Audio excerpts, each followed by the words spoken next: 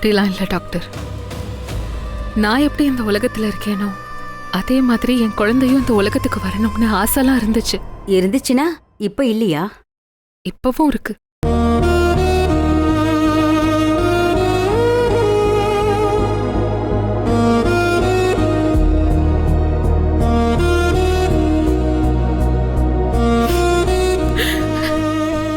இந்த உலகம் இருக்கிற சூழல்ல என் குழந்தை இந்த உலகத்துக்கு வரணுமா?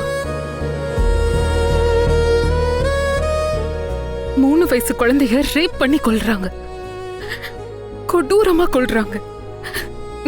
அவனெல்லாம் அங்கே சுட்டு கொல்லாம இன்னும் வழக்கு நடத்திட்டு இருக்காங்க. எங்க பார்த்தாலும் இந்த மாதிரி நெகட்டிவான விஷயங்கள். பெண்களுக்கு எதிரான பாலியல் குற்றங்கள்னால 3 வயசு குழந்தையில இருந்து 70 வயசு பாட்டி வரைக்கும் எல்லாரும் பாதிக்கப்பட்டிருக்காங்க.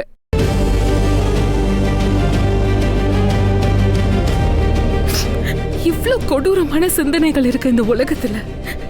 ஏன் குழந்தையும் வரணுமான்னு நானும் சக்தியும் நிறைய வாட்டி பேசியிருக்கோம்.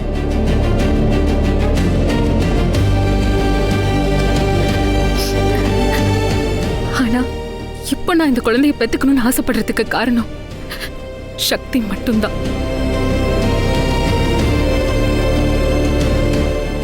என்னோட இந்த குழந்தைக்கு ஒரு அமைதியான வாழ்க்கையை கொடுக்கணுமே.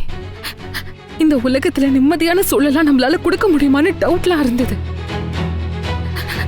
நானும் பேசாம அடுத்த வீட்டுல நடக்கிறதெல்லாம் பார்த்துட்டு அப்படியே கதை பேசிக்கிட்டு ஒரு குழந்தைய பெத்து வளர்த்துடலாம், அப்படியே இருந்துடலாம் அப்படிலாம் தோணிருக்கு.